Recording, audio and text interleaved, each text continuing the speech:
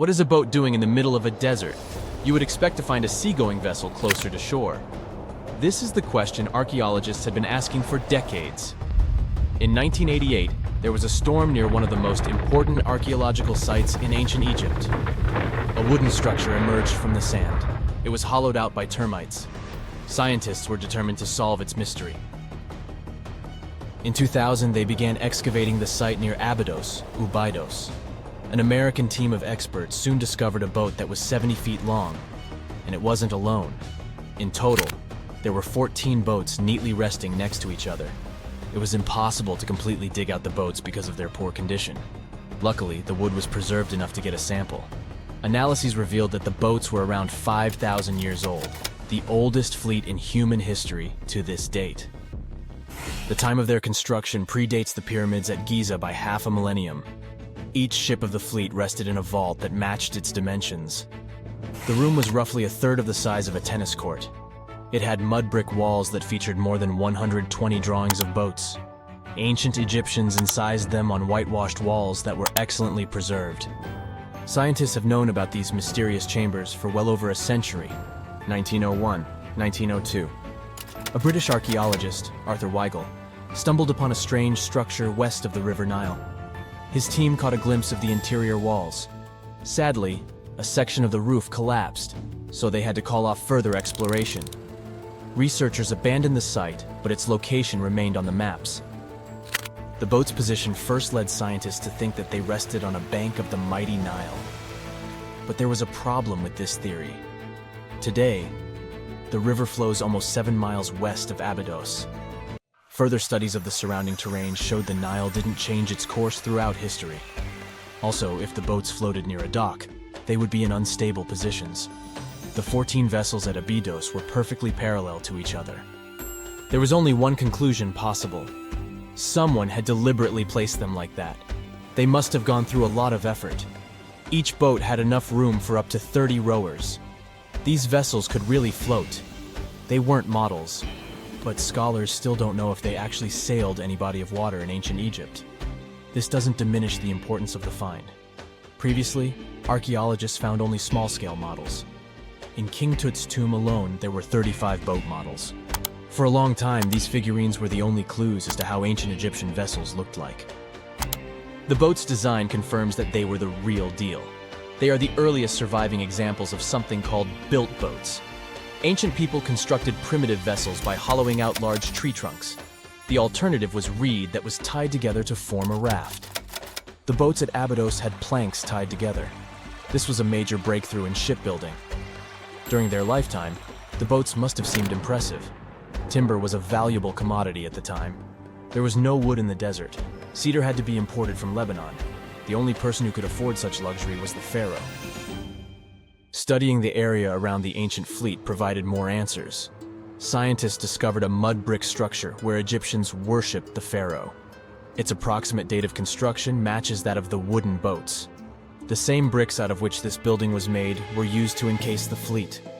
At the time of their construction, the rooms they were stored in had a ceiling. That's the section that archaeologists stumbled upon in the early 20th century. Just like mummies and coffins, these marvelous ships rested inside splendid vaults. The exterior of these rooms was also impressive. The outer walls originally had a plaster of white limestone. It reflected sunlight. In the desert sun, the structure housing the boats must have shone from miles away. Ancient Egyptian builders used the same technique to cover the pyramids 500 years later. Today, their surface looks jagged, but it wasn't always like this. When they were constructed, the pyramids had a top layer of fine white limestone. Their surface was smooth and it gleamed in the sunlight. Instead of stairs, the outer layer of the pyramids was more of a sleek ramp. Archaeologists were left with one final question. Which pharaoh owned the fleet? The answer lay just a mile from the site. This is where the tomb of a pharaoh from the 5th dynasty rested, King Senwosret III. Its time and style of construction matched the ones of the chambers with boats. The very end of his rule might explain how the boats ended up in the middle of the desert. The pharaoh probably passed away in northern Egypt. Then his body was transported down the Nile to Abydos in a marvelous procession of decorated boats. The vessels were later lowered to chambers near the final resting place of their owner. This had a symbolic meaning. In the ancient Egyptians' belief system, ships played a key role. Their supreme deity was Ra. He traveled through the sky during the day in the form of the sun. At nighttime, he sailed through the netherworld in a solar boat. The pharaoh identified himself with Ra. That's why he needed boats in the afterlife. That was the only way to regenerate himself. Just as the sun rises every day above the horizon. This belief existed for thousands of years. The more famous Pharaoh Khufu also had a ship. Scientists found it in 1954 next to his pyramid at Giza. It is some 4 centuries younger than the fleet at Abydos, but Khufu's ship was almost 2 times longer. The Great Pyramid of Giza and King Tut's tomb are some of the most famous archaeological finds in Egypt. But there are many more secrets hiding beneath the endless sands of the Sahara Desert. Recently, 2020, archaeologists found a lost city there. They have labeled it as the most important discovery since King Tut's tomb, 1922. The city of Aten is some 3,000 years old. Historians hope it will give them a unique insight into the everyday life of ancient Egyptians. The famous archaeologist and Egyptologist Zahi Hawass proclaimed the site a lost golden city. Aten sits some 300 miles south of Egypt's capital, Cairo. It is close to the famous Valley of the Kings. Archaeologists first found sections of mud brick walls that spread out in all directions. They discovered complete rooms with tools of everyday life inside. The research team unearthed a bakery, a residential neighborhood, and an administrative district. They all date back to the time when the Egyptian civilization was the wealthiest in its long history. They were also the first to make objects from iron. In 1911, scientists found a set of iron beads near a village in Lower Egypt, El Girza. These are the earliest known iron artifacts. The discovery is literally out of this world. Ancient people made them by beating into shape a piece of a meteorite. The 9 beads were once part of an ornate necklace. They are now blackened and corroded, which is perfectly normal for a piece of jewelry that is over 5,000 years old. They consist of an iron-nickel alloy. Researchers were impressed by the skill of ancient jewelers who processed the beads. Their craftsmanship is more impressive when you think that they didn't know the stellar origins of the material. The Great Pyramid of Giza also has a remarkable feature. An international research group investigated the electromagnetic response of the structure to radio waves. They found that the pyramid has the ability to concentrate electromagnetic energy inside it. This occurred inside its chambers as well as under the pyramid's base. It contains an underground, unfinished chamber. It seems that the electromagnetic response is connected with the properties of limestone, the Great Pyramid's main building material. The research results might have a practical application. The way solar cells and nanosensors function could be improved by this remarkable find. On a fine summer night of August 30th, 1892, a shipping magnate took his family for a cruise on Lake Superior. They were traveling on the Western Reserve, which was supposed to be one of the safest ships of its day. It was made of a type of steel like that used to construct the infamous Titanic, and it ended up with a similar tragic destiny.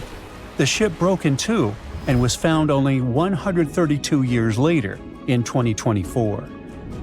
The 300-foot steamship was the first steel-plated freighter on the Great Lakes. One newspaper called it the Inland Greyhound because of how quickly it cut through the water. Peter H. Minch was the owner and inventor of this vehicle, which had been built just 2 years earlier in Cleveland.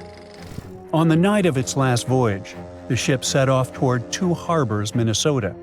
Minch brought along 5 of his family members: his wife, their 2 kids, his sister-in-law, and his niece. There were also 22 crew members aboard. It was a pleasant and smooth ride while they were sailing across Lake Huron. But as soon as they left Whitefish Bay, the lake turned wild, and the crew had to drop anchor for a while. Later that evening, as they entered Lake Superior around 9 p.m., a fierce summer storm moved in with powerful winds and crashing waves. Then disaster. The ship began to split in two. Within just 10 minutes, the Western Reserve was completely underwater. Everyone managed to get into lifeboats. The Minch family, with some crew members, took the wooden one, and the remaining 10 people got into the metal one. But the storm was so brutal that the metal boats sank right away, and only a few made it into the other lifeboat. That second boat floated for the next 10 hours. A steamship passed by, but didn't notice or hear the people calling for help. Around 7 o'clock the next morning, the lifeboat got within a mile of shore near Deer Park, Michigan. They were so close to safety, but sadly, the lifeboat flipped too, and they all ended up in the freezing water. The only survivor of this tragedy was 24-year-old Harry Stewart, the ship's wheelsman. He swam a full mile through the freezing water and made it to shore, almost unconscious but alive. He later mentioned he survived only thanks to a heavy-knit, close-fitting pea jacket. The Western Reserve was lost for over 100 years until a couple of determined explorers finally tracked it down. They spent over 2 years searching non-stop for the wreck off Michigan's Upper Peninsula. Daryl and Dan Ertl found it using a side-scan sonar that looks half a mile out on each side. One day, they saw a tiny blip on the left side of the scan. It was small, but Daryl measured the shadow, noticed that it was about 40 feet tall, and realized it must be something important. So they turned back and scanned directly over the spot. They saw cargo hatches and the wreck that looked like the ship had snapped in two, with one half lying on top of the other in an almost impossible position. Each piece measured around 150 feet long, and once they checked the width, they knew for sure that they had just found the legendary Western Reserve. Historians are still not sure why the vessel, that was supposed to be unsinkable, suddenly snapped in half, but they have a few solid theories. One idea is something called hogging. It happens when the ship rides up over a giant wave and the bow and stern are left hanging in the air with nothing underneath to support them. That puts a large amount of pressure on the middle, and it bends down like a stick when you're pulling both ends. Another plausible reason concerns the steel the vessel was made of. Back then, steel was the hot new substitute for iron. But quality control wasn't perfect. Some steel plates weren't made very well, which could have caused a serious weak point in the ship's body. There's also the chance that the ship didn't have enough ballast, which is the weight used to keep it stable, or maybe it wasn't balanced correctly. Sadly, just 8 weeks after the Western Reserve tragedy, another vessel that had been built at the same time with similar mill runs of steel plate repeated the destiny of its twin. The W.H. Gilcher was a steam freighter used to transport cargo between ports on the Great Lakes. It set out on what was supposed to be a routine trip on October 26, 1892. Loaded with over 3,000 tons of coal, the ship left Buffalo heading for Milwaukee. Captain Leeds H. Weeks and a crew of 18 were on board. Everything seemed normal at first, and by the afternoon of October 28th, the ship passed through the Straits of Mackinac and entered Lake Michigan. It was expected to reach Milwaukee by the 30th, but it never made it.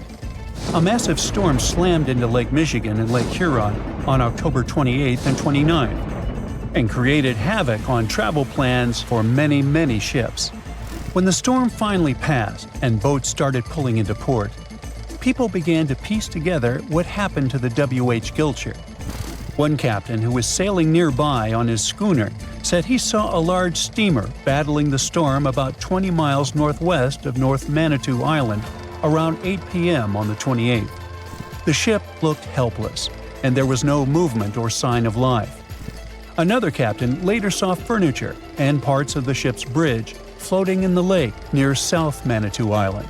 Then 2 more steamers picked up broken pieces of W.H. Gilcher's pilot house in the same area.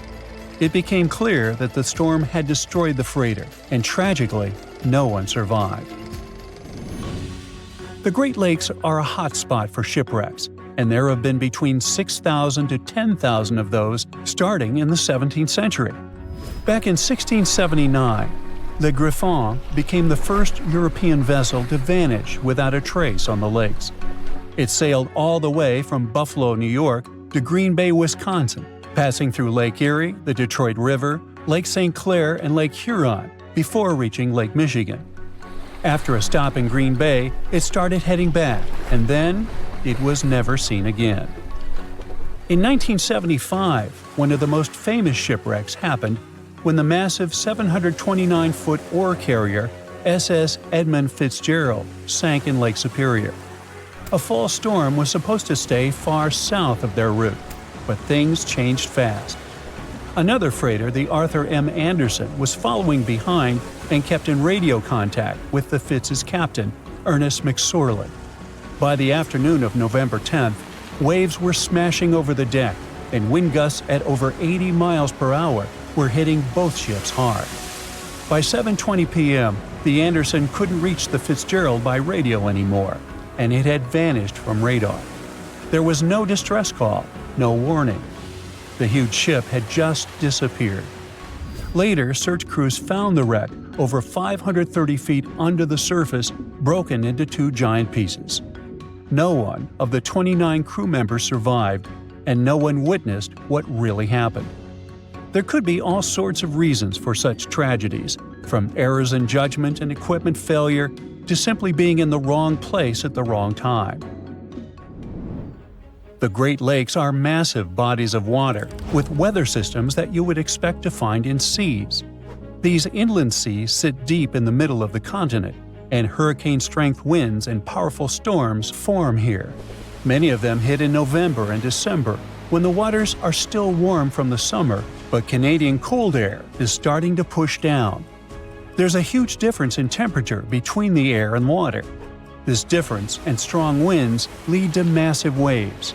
Plus, ice forms more easily in fresh water than in salt water. It builds up on ships quickly, and crew members also have to get around tricky ice waters. Water levels here are also unstable. In wet years, storms are more likely to happen, and this makes the risk of damage or disaster higher. A gruesome discovery took place in Egypt some years ago. You want to hear about it? 16 human hands, carefully buried in 4 eerie pits. They didn't look too much like human hands at first, since they were abnormally large, but they were. Weirdly, there were only right hands. No left hands were in sight. It turned out that it points to the practice of an ancient dark ritual. Old Egyptian art and tales talked of a ceremony where warriors would present the right hand of their adversaries as proof of victory and ask for gold in return. Egyptians believed in the afterlife, so cutting off someone's hand meant you cut off their power eternally. Guaranteeing this type of defeat was interesting to the winning party. Here, the fight was between Egyptians versus Hyksos, who lived in what was once known as Canaan. Egypt has always been the center of some history-changing findings, and some time ago, this papyrus was found. If we stretched it open, it would be just a tad bigger than the height of a skyscraper. The world's tiniest skyscraper, which is located in Wichita Falls, Texas. When humans didn't write on their notes app, they wrote on this thing, made from the medulla of a papyrus plant. Around 2,000 years ago, ancient Egyptians wrote something reminiscent of a book where they describe most of their funerary traditions and their visions of the afterlife. It's considered one of the most important texts from ancient Egypt and is still sold in bookstores to this day. This ancient manuscript was unearthed from a chamber located just south of the Pyramid of Djoser, located in Saqqara. Oh yes, Djoser is the oldest pyramid in Egypt and not the Giza pyramids like most people think. So recently, the site of Saqqara buzzed with excited archaeologists who probably found one of Egypt's oldest complete mummies. They believe that this beautiful and well-preserved mummy was that of a wealthy man. He was discovered in a deep shaft, covered in layers of gold leaves. There are many symbols that show he was an important and wealthy man, like the band he wore on his head, the bracelet on his chest, and the fact that he was embalmed with a tunic, which was reserved for Egypt's finest. The most exciting part of the entire discovery was finding the resting place sealed with mortar, just as the ancient Egyptians had left it 4,300 years ago. Now this may sound weird, but back in 2008, archaeologists discovered a missing pyramid. Now it went missing because it deteriorated over the span of 4,000 years. Today, you can only see its base. It was a pretty important site back in ancient times. It is said that around the area of the pyramid, the ancients hosted a special type of ceremony where high priests would carry mummified remains of sacred bulls. Now, here's a fun fact. Ancient Egyptians believed that Apis bulls were earthly incarnations of the city deity of Memphis and was connected to rites of fertility. It wasn't just any Apis bull, though.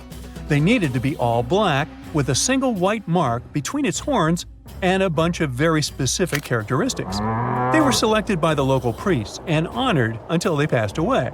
After that, they were mummified and buried in underground galleries. Meanwhile, this missing pyramid sort of disappeared around the 1800s. It was a German archaeologist who first found it in the village of Saqqara. He called it the Headless Pyramid when he first found it. But then, years after the official discovery, the desert sand came along and covered the whole thing. There were some excavations between the 19th and 20th centuries, but they weren't too systematic. That's why scientists were so thrilled when they dug an entire pyramid's base after removing the 25-foot mound of sand that was covering it. Oh, and it turns out American archaeologists are excavating a cemetery in Egypt that could contain over 1 million mummified bodies. So far, archaeologists have dug around 1,700 mummies. One of the main differences from other classic Egyptian mummies is that these people weren't kings and pharaohs. They were commoners that most likely lived about 1,500 years ago, when Egypt was controlled by the Roman and Byzantine empires. The name of the cemetery is cool, though, the Way of the Water Buffalo, just in case you want to check it out on your next trip. Other than bulls and buffaloes, ancient Egyptians also liked baboons. Are you seeing a pattern here? In the beginning of the 20th century, archaeologists discovered a site filled with mummified baboons in a place called, guess what? The Valley of Monkeys. An animal wouldn't have been mummified if it wasn't considered important. Certain animals were more important than others, since they were linked to specific deities. Jackals were connected to Anubis, the ancient god of the afterlife, and cats were likened to the female deity Bastet. Baboons were a pretty big deal, since they were believed to be connected to Thoth, the deity of wisdom and advisor to Ra, one of Egypt's supreme deities. The archaeologists who studied these animals weren't too happy. They think these baboons were kept inside and were deprived of sunlight for most of their lives. They had extreme vitamin D deficiencies and they were poorly fed. Maybe Thoth got angry with these baboon keepers. Just a guess. Since there's never a boring day for archaeologists in Egypt, they also found human mummies with golden tongues. Since Egyptians were all about the afterlife, they believed that golden tongues might help a person speak once they pass to the other side. I mean, it's a long shot, but hey, why not? Some of these mummies were placed in wooden coffins with goods, such as necklaces, pottery, golden artifacts in the shape of lotus flowers and scarab beetles, and iPhones. Just kidding. A new temple was also unearthed recently in Egypt. Scientists believe it was dedicated to honor Zeus Cassios. That deity would be a cross between Zeus, the almighty Greek deity of the sky, and Mount Cassios. While digging around the Sinai Peninsula in Egypt, archaeologists spotted 2 pink granite columns poking out of the ground, and bingo. They believe these columns represented the temple's front gate and collapsed during an earthquake many years ago. And speaking of deities, there weren't only super serious deities. Recently, scientists unearthed a golden ring in a city south of Cairo. No, Frodo, it's not magical. It was a normal gold ring, but it had the depiction of the deity of fun, officially named Bes. This deity is often described in sacred texts as a happy chubby dwarf. Today, many tattoos we get are sorta deprived of any sense and are made of aesthetic purposes only. In ancient Egypt, though, women would get tattoos as a token of protection for childbirth. That's what scientists think, at least. Around the Nile region, scientists found some mummies that had well-preserved tattoos, which is a rarity since the skin deteriorates so easily. 2 of these women tattooed their lower backs, and the drawings were simple.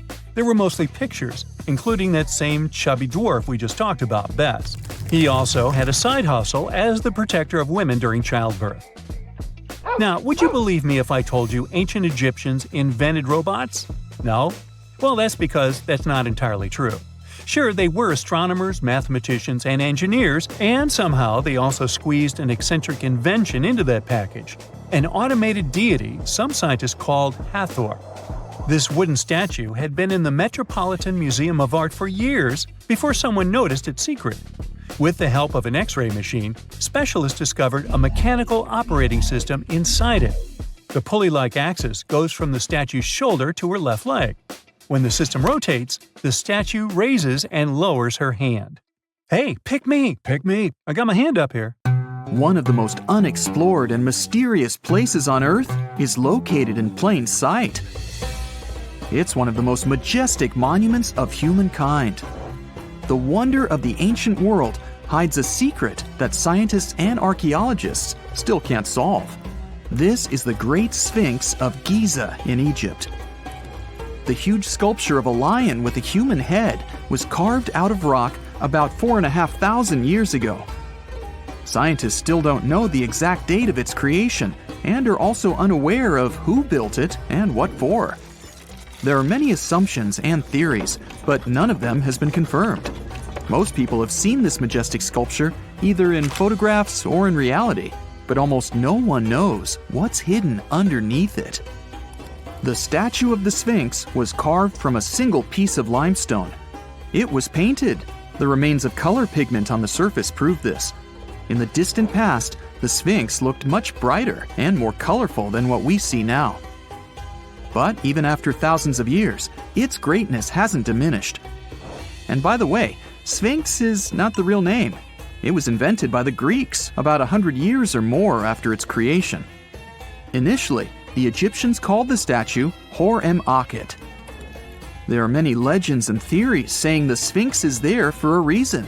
It's like a watchdog that guards the tomb of the pharaoh and the secrets of ancient Egypt. These legends become more plausible when archaeologists discovered hidden entrances at the feet of the Sphinx. They believe that these secret passages are the beginning of the tunnels leading to the halls with treasures.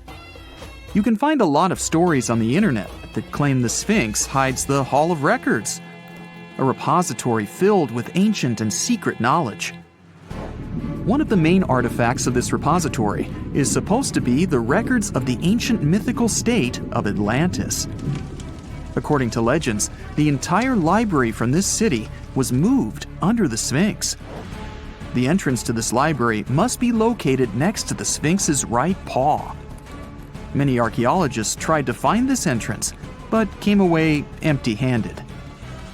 Also, there are many images with detailed diagrams of the underground city that consists of a network of tunnels and chambers under the Sphinx. Someone says there are structures as tall as 12-story buildings hiding underground, but there's no evidence of this. Archaeologists, even after millennia, continue to explore the mysterious sculpture. At the same time, many Egyptians don't want to learn more about the Sphinx. They're terrified of awakening something supernatural. In 1998, scientists discovered tunnels leading to empty caves under the Sphinx. They found evidence of earlier excavations there. It's quite possible that someone managed to find the treasures and take them away. Some people believe Egyptians found some kind of artifact under the Sphinx that has the power of unknown advanced technologies. The artifact is so powerful that it can change the course of history. Of course, most theories are just fairy tales of conspiracy fans, but it's a confirmed fact that the Sphinx hides a system of caves and rooms. There are so many rumors surrounding the Sphinx that it's impossible to understand what's true and what's false. In any case, it's difficult and dangerous to study the sculpture because active excavations can destroy it. And then the entrance to the underground rooms can get blocked by rocks and lost forever. Also, further exploration requires a lot of money, and financing is not always easy to find. But the main reason? It's too risky. There's no guarantee that people will be able to get out of the underground labyrinths. For these reasons, scientists and archaeologists have been exploring this majestic structure for so long. Another famous architectural monument with a secret is Mount Rushmore in South Dakota. Everyone admires the images of the US presidents' faces carved into the rock, but few people know that there's a secret room hidden behind the head of Abraham Lincoln. The architect of Mount Rushmore wanted to carve slabs on the rock with the record of the main stages of the country's history. But his plan was too complicated to carry out. Then he was offered to implement it on a much smaller scale, to build a secret room inside the mountain. The idea was to save this knowledge so that future generations will always remember the history of their country. Unfortunately, the architect didn't have time to finish his work. The construction stopped for several decades. But in the late 90s, the project was resumed. Porcelain enamel panels depicting the history of the US were placed in the room. It's possible that these plates will be stored there forever.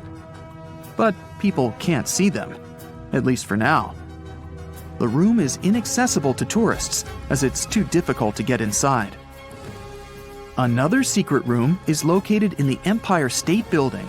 More precisely, it's not even a room, but a place where you can take cool photos.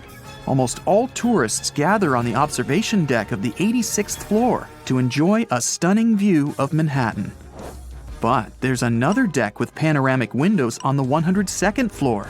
There are way fewer people there because almost no one knows about that place. Fortunately, access to this deck is open to everyone. You probably won't have to wait in line for a long time to take a photo. You'll feel special because you're in such a secret place where there are almost no people. But the coolest place is even higher, on the 103rd floor. This is a spacious observation deck where celebrities get their photographs taken. It's not a public place, but if you know the right people, you can get there. There are almost no security measures on the site. Only a low ledge between you and an abyss. That's why crowds of people are forbidden from coming here. It's not so easy to get there, and you're unlikely to succeed without a guide. First, you need to choose the right elevator that will take you there. Then you'll go through several engineering rooms filled with pipes, electrical panels, and other technical stuff. The final part of your way is a set of stairs inside a tiny corridor. And here you are, at the top of New York. Now we're in Paris. See the Eiffel Tower? Inside it, there are restaurants and observation decks. But if you try hard, you can find a secret apartment. Now it's a museum, but it was built so that people could live in it. The architect of the tower, Gustav Eiffel, created this apartment in 1889 for himself. It's almost at the very top of the Eiffel Tower. Imagine what a beautiful view he observed every day. He was the first and only tenant. No one else could gain access to this place. When the architect passed away, the apartment remained empty for a long time. Only recently, they restored it and turned it into a museum. Inside, the epoch of the last century is recreated. They even put wax figures of Gustav Eiffel, his daughter, and the American inventor Thomas Edison inside the room. This place is filled with an endless stream of passengers, office workers running late, visitors from other cities, noise, and train whistles.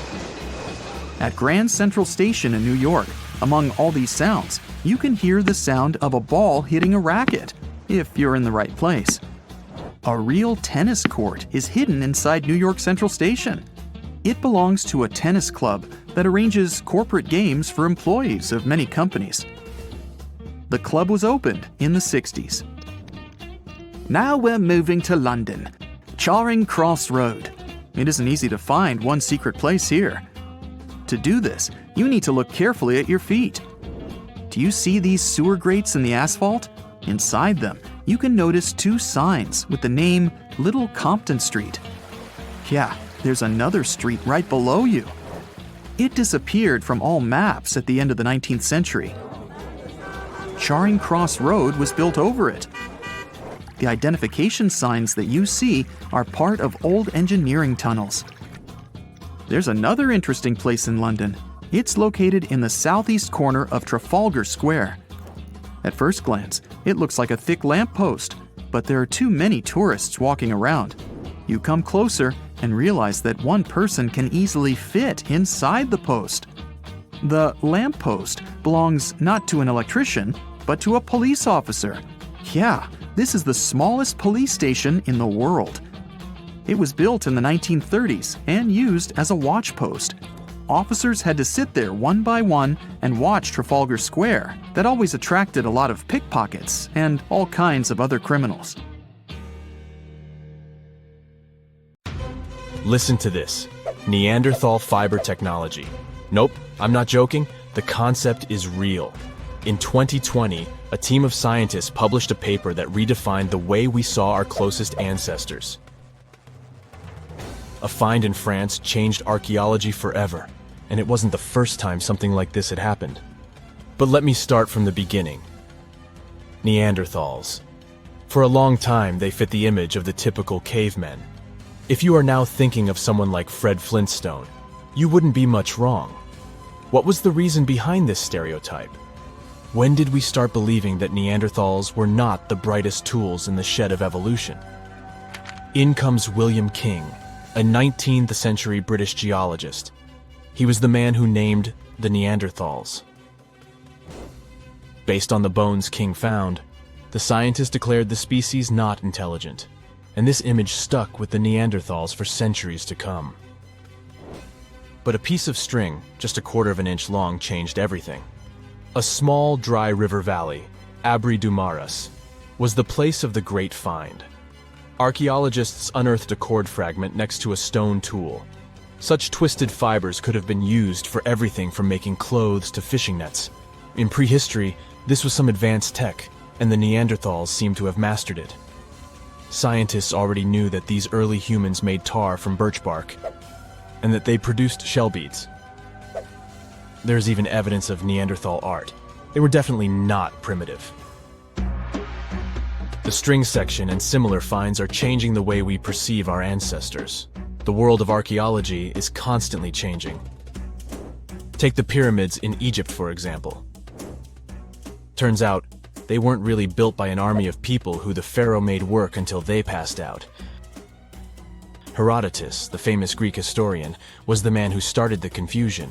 He claimed, in 500 BCE, that 100,000 men took part in the construction of the Great Pyramid in Giza. He made no mention of who they were and why they were building the pyramids. That's how the myth started. Huge stone slabs pulled by humans, driven by a foreman with a whip. But Egyptologists would beg to differ. Those are the scientists who study ancient Egypt's culture. Fairly recently, they uncovered a workers' village that told a different tale. Yes, there was evidence of hard work on the workers' bones, but the construction industry is demanding even today. It took almost 6 years for 12,000 workers to complete the world's tallest building, Burj Khalifa. Back in Egypt, 3 times more workers finished the Great Pyramid in around 2 decades. An impressive feat of ancient engineering, wouldn't you agree? Superiors looked well after the Egyptians who built the pyramids. Their diet was rich in protein. They had medical care and they got paid properly. In fact, they lived better than the non-working population. And they lived with their families near the construction site. Archaeologists know all this because they unearthed bakeries and dormitories with bread jars and other goodies. Looks like the pharaohs were okay employers after all, and the job market wasn't that terrible. They also kept detailed papyrus records of the build and hieroglyphs. You and I wouldn't stand a chance of reading these letters that resemble images. Egyptologists had the same problem. For over a millennium, no one had used this type of font.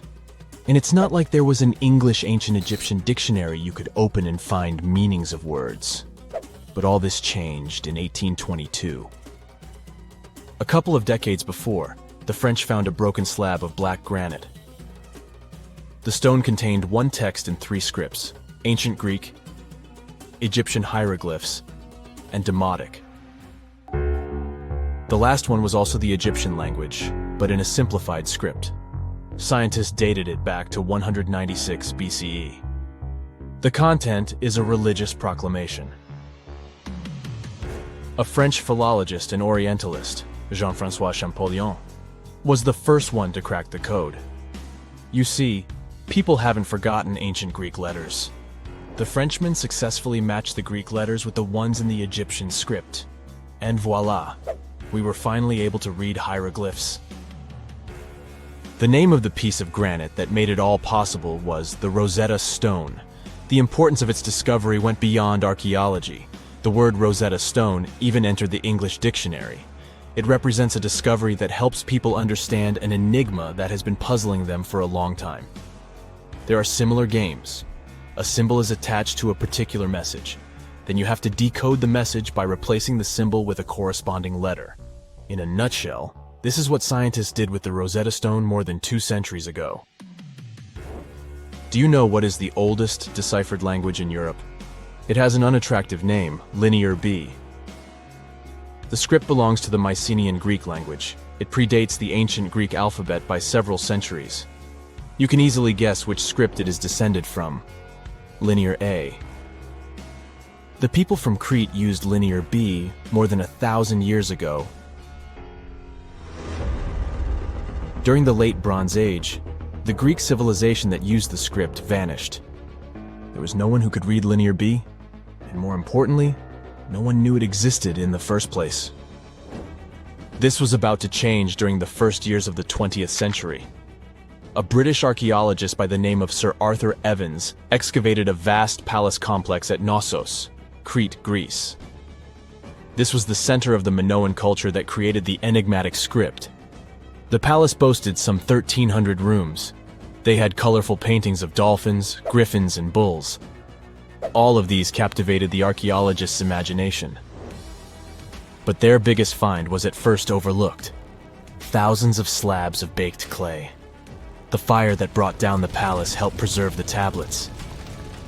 It was impossible to read the slabs, though. They were written in an unknown language. The scientific community had to wait for another half a century before Michael Ventris cracked the code. He was an English architect and cryptographer. Ventris studied Greek and Latin.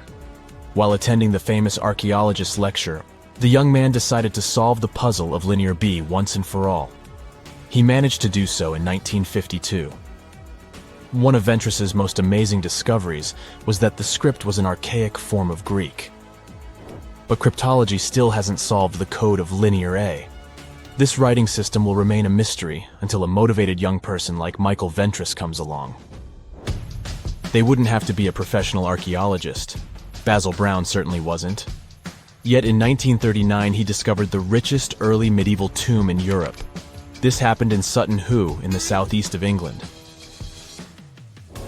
This wasn't an ordinary tomb made out of stone. It was a full-size ship, 3 times as long as a London double-decker bus. And that's not all.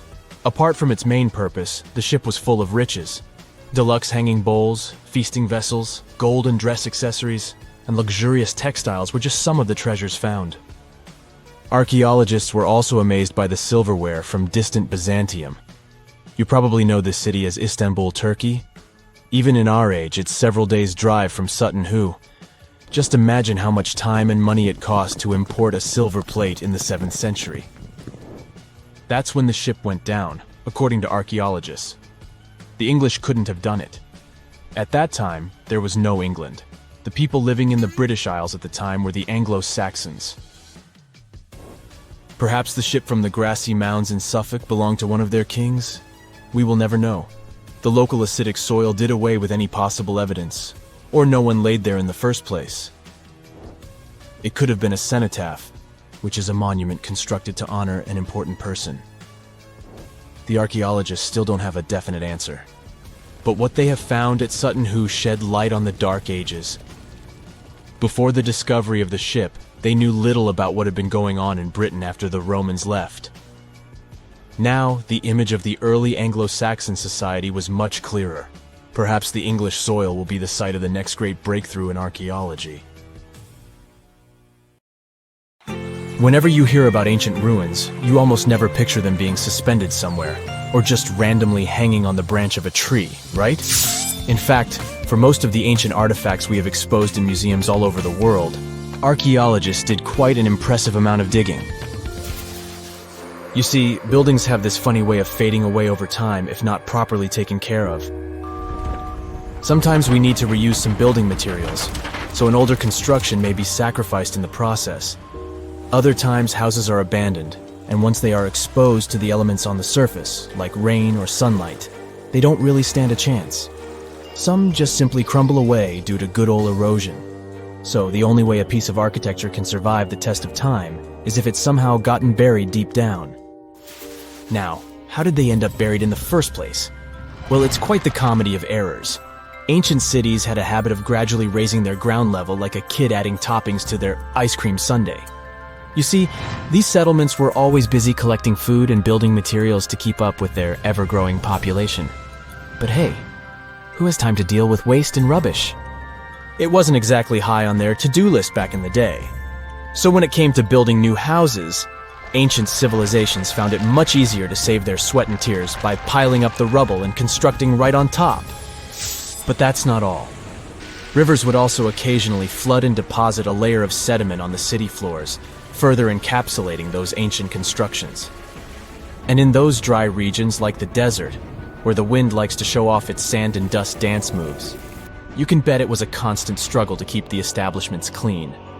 One hilarious example is the Sphinx, which had its head buried in sand until a group of archaeologists unearthed it in 1817. Some ancient towns eventually got covered up because they were completely abandoned. With less human activity to control their expansion, plant seeds couldn't resist the opportunity and sprouted all over the place. They gobbled up carbon dioxide from the air and grew, adding more and more bulk to the ground. Those cheeky roots even decided to stabilize the soil made from decaying plant matter, creating layers upon layers of earthy goodness. It's like the ultimate DIY project Mother Nature embarked on, with plants as her loyal helpers. The act of digging into the secrets of ancient civilizations is not just about unearthing a lost world. It's also an epic quest to reveal the hidden treasures beneath layers of history. But how do archaeologists know where to dig in the first place? If everything is covered in layers upon layers of sediments, debris, and plant roots, they must have some sort of system they rely on before embarking on a new project, right? For starters, they're not always the ones suggesting an archaeological dig in a certain location. Let me explain. Let's say you're a contractor and you want to build a new fancy apartment complex in your city. Some local legislations have certain requirements before your project can start, though. For instance, before anyone starts building on a piece of land, they might need to bring in specialists to check the soil. These clever folks can be archaeologists, geologists, or paleontologists, and they need to keep an eye on things during development. If any artifacts or ecofacts, fancy word for organic remnants, are discovered, these experts swoop in to excavate and study them.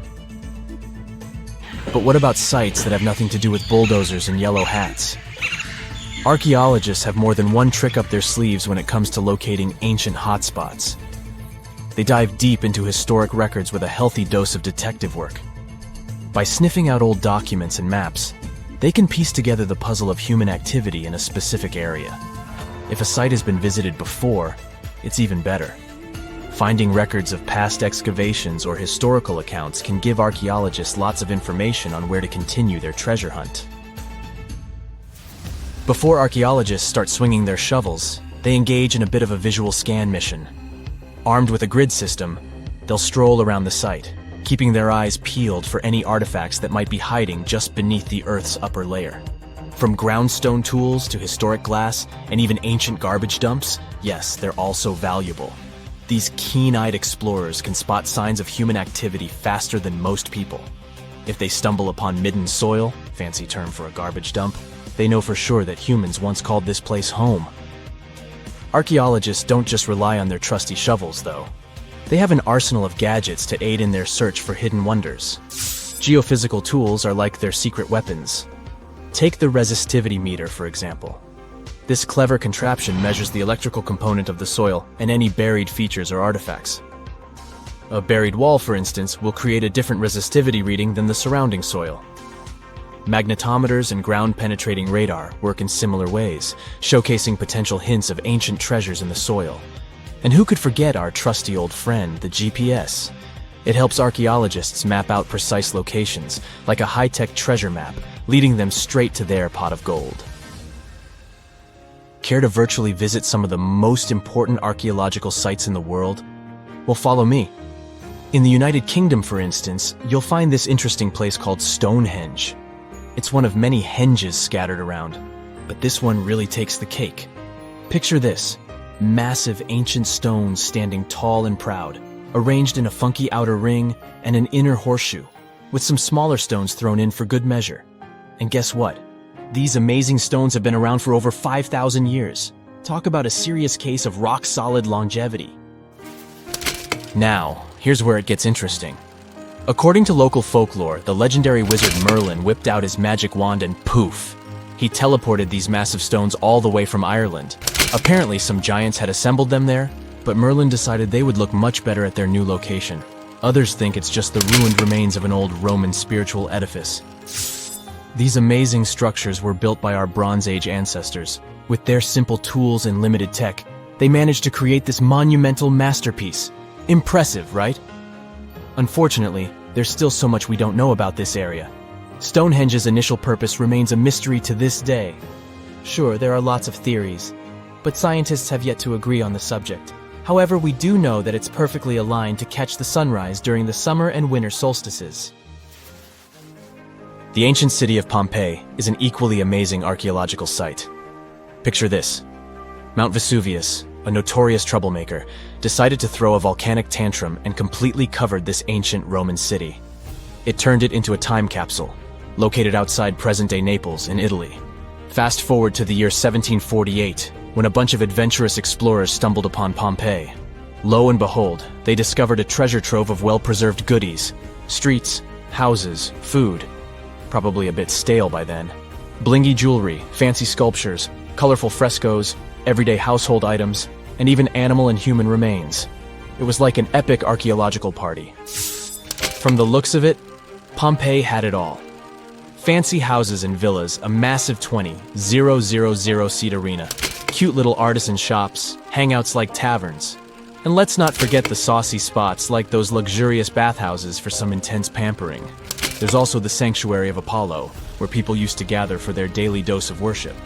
And of course, the bustling heart of the city, the Forum of Pompeii, where all the cool people used to hang out. And guess what? Pompeii is so cool that it made it to UNESCO's World Heritage List back in 1997. That's like the ultimate Hall of Fame for historical awesomeness. It also includes many other famous buildings and sites, like the Taj Mahal in India and the Acropolis of Athens in Greece.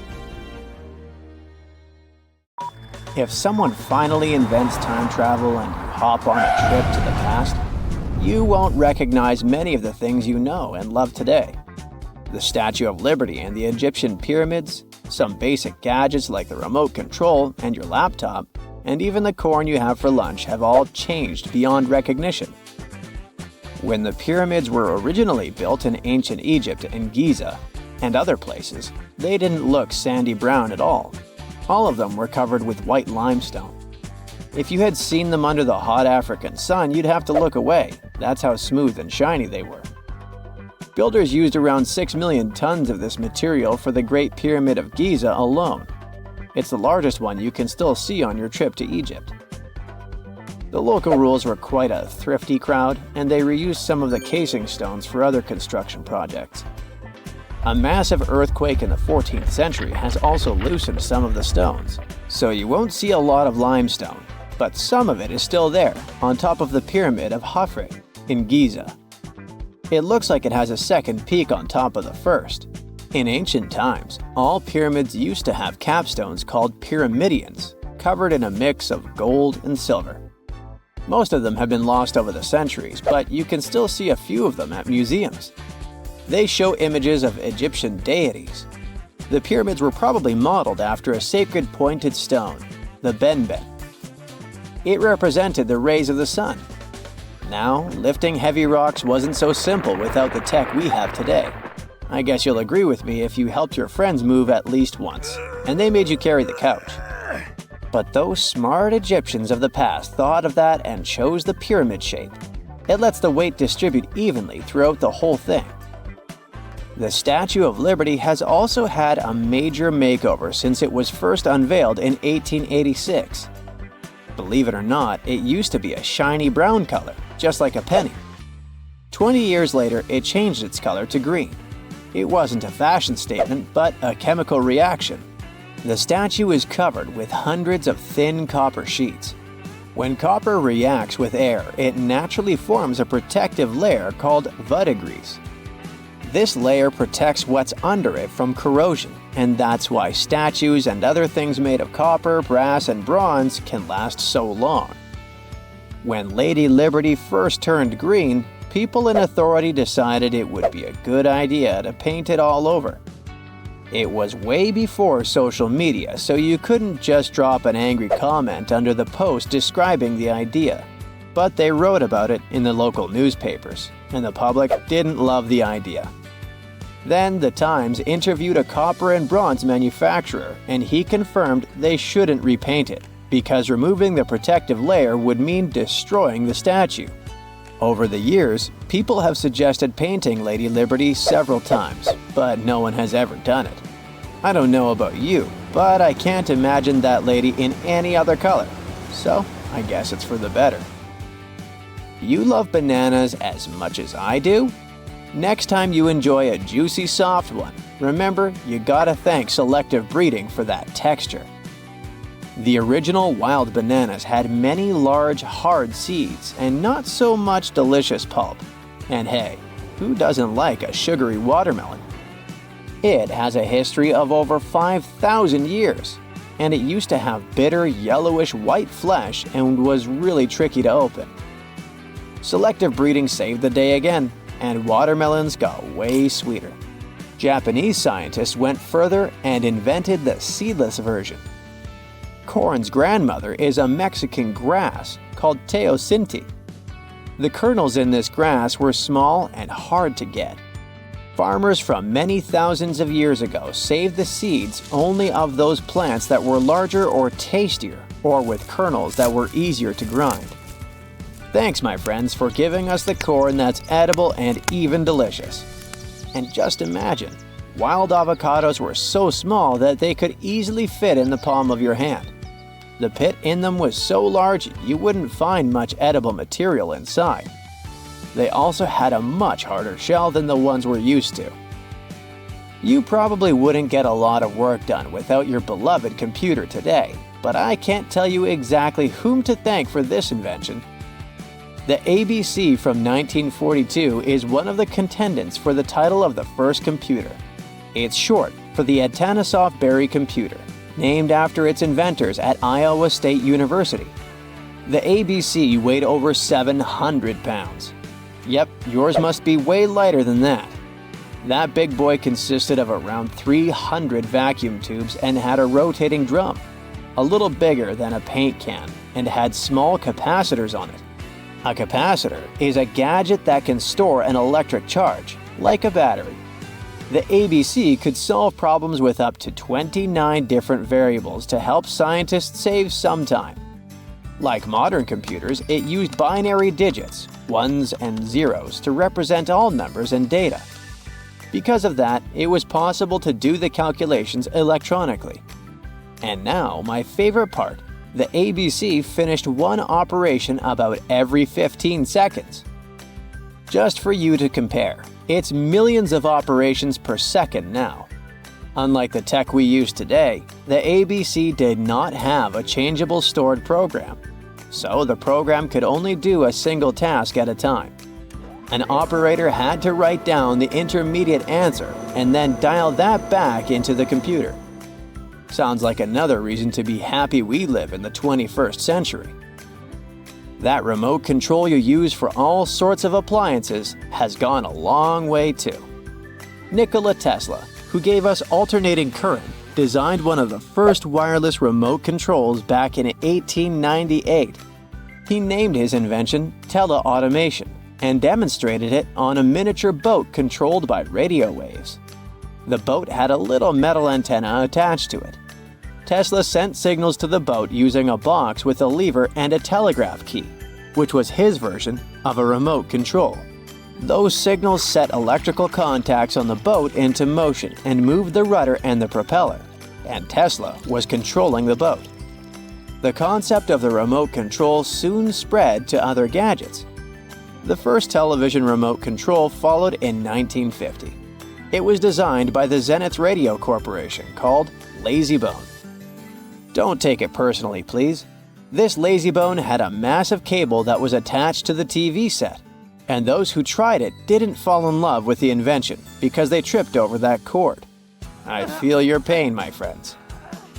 If you live or work on one of the top floors, you gotta love this one.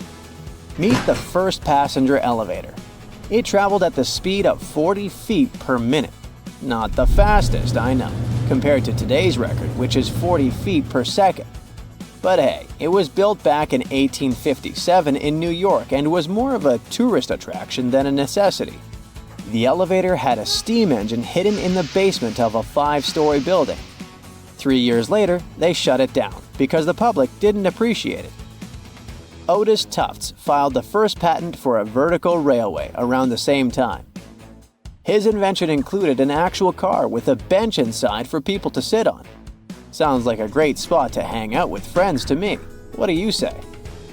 Then they started adding elevators to luxurious hotels around the world.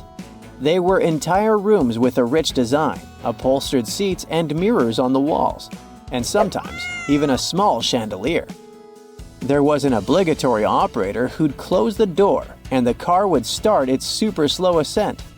It was still more about style than about speed, so I guess I'd choose the stairs. When you hear the word mummy, you might get a chill down your spine. That's because most of us associate this word with those creepy characters we've seen in some scary movies. But in reality, mummies have helped us understand a lot about ancient civilizations, their rulers, and about how people used to deal with losing their loved ones.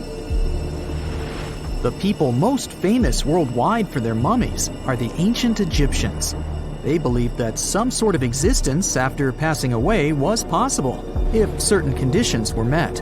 That's why they insisted on preserving the human body through the process of mummification and placing the mummy in a furnished tomb, kind of like giving it a fully functioning apartment of its own. Why did they believe in this? Well, because they were deeply connected to their natural environment for the most part. They saw the natural cycles around them, like how the sun rose every day, followed by the moon, or how new life was always sprouting from plants, even after they had wilted away. They also believed that the powerful spirit Osiris, who represented the cycle of passing away and resurrection, played a role in this process. To prepare for the afterlife, the ancient Egyptians followed certain rituals, like mummification, which involved using materials like honey, resins, and incense to preserve the body. There's no other mummy more popular than that of King Tut.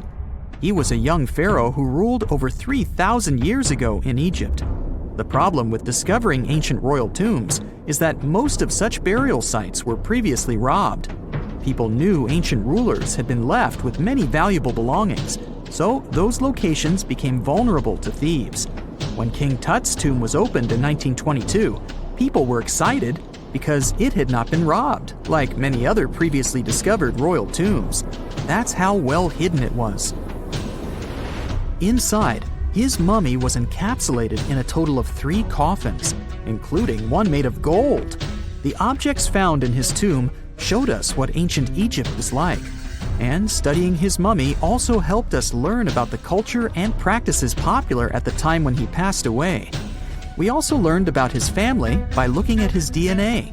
Scientists were able to discover that he had had a disease called malaria and a problem with his foot that might have made it hard for him to walk. Ramses II was another pharaoh in Egypt who ruled for 68 years, which was quite a lot back in the day. He was known for his expansion campaigns and building projects. Many objects from his time as a ruler still exist today, including a large statue of him. Ramses II was about 6 feet tall and lived to be about 90 years old. After looking at his mummy, scientists concluded that he may have had a medical condition that affected his spine. Now, remember those thieves I mentioned before? They are probably the reason why Ramses II ended up in a plain coffin in a secret collection of royal mummies at Deir al-Bahari, which was rediscovered in 1881. Thankfully, archaeologists were able to identify him because his journeys had been recorded on his wrappings. The process was really tedious too. In fact, in ancient Egypt, the mummification process could take a staggering 70 days to complete. A special person would say a very specific speech while delicately handling the body and drying it out using a type of salt called natron. They also used linen and resin to make the body look more lifelike and to wrap it in cloth. The tomb was equally as important for ancient Egyptians. The walls of King Tut's tomb, for example, were adorned with intricate artwork that depicted his journey to the afterlife, from his burial procession to his passage through the underworld. The ancient Egyptians believed that everyone made this journey after passing away, and they filled their tombs with items and paintings to help the person in their spiritual travels. Additionally, the walls of the tomb were decorated with spells from a special book, which contained a collection of poems that the Egyptians believed would help people reach the afterlife. And speaking of how important this journey was, people also placed food in these ancient tombs. In King Tut's tomb, archaeologists discovered 36 jars of vintage beverages and 8 baskets of fruit, which were believed to be left there to help him in his journey to the afterlife. The Egyptians believed that traveling to the afterlife took a really long time, so they left a lot of supplies, such as food and water, to sustain their loved ones. Pharaohs also generally had numerous luxurious garments and beautiful jewelry in their tombs to ensure that they would have a fashionable journey. These items included various types of linen clothing, such as tunics, scarves, gloves, and headdresses, as well as a lot of gold jewelry with precious stones, like bracelets, buckles, pendants, necklaces, rings, and even precious depictions of insects for protection.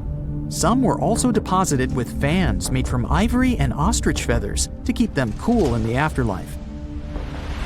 Some ancient rulers were even placed in their forever apartments along with boats. For example, Pharaoh Khufu built the Great Pyramid at Giza as his tomb, and a large ship was found inside. King Tut, however, was buried with multiple boat paddles, but no actual boat. Instead, he had 3 chariots and numerous walking sticks made of precious materials, perhaps indicating he'd rather travel to the beyond by land, not by water.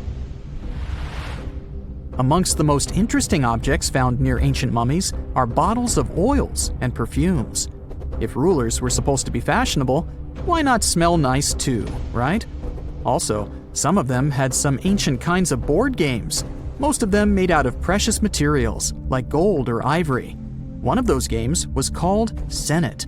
It was very popular amongst the ancient Egyptians and very similar to modern-day chess. The ancient Egyptians may have the most famous mummies out there, but they weren't the first to invent the procedure.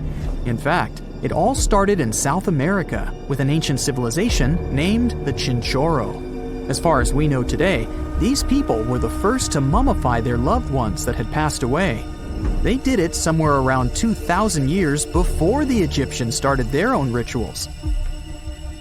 Sure, we can tell a lot about ancient rulers by studying these mummies, but until recently, we had no idea what they really looked like during their lifetime. Not so long ago, though, some very special mummy paintings were found by archaeologists studying ancient Egyptian objects. These mummy portraits are highly detailed paintings of individuals that were made while they were still alive. Such paintings were often painted on wood, as opposed to the classical portraits we all know about, which are painted on canvas.